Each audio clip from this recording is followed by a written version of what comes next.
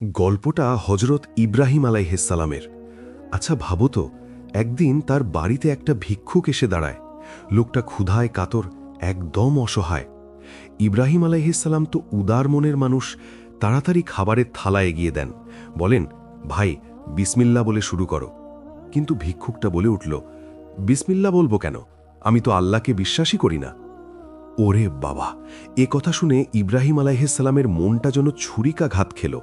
তিনি থালাটা কেড়ে নিয়ে বললেন, তুমি আল্লাহকে মানো না, তাহলে তোমাকে খেতে দেব না, যাও এখান থেকে। ভিক্ষুকটা দরজা পেরিয়ে বাইরে যায়। আর ঠিক সেই মুহূর্তে আল্লাহ তাআলা ওহী পাঠান।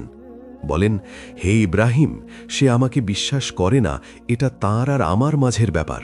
কেন তুমি রুটি ফিরিয়ে নিলে? যাও, তাকে ডেকে এসো, আবার খেতে দাও। সুবহানাল্লাহ! আল্লাহ কতটা দয়ালু বলতো। একটা অবিশ্বাসীকেও তিনি তার রিজিক থেকে বঞ্চিত করেন না।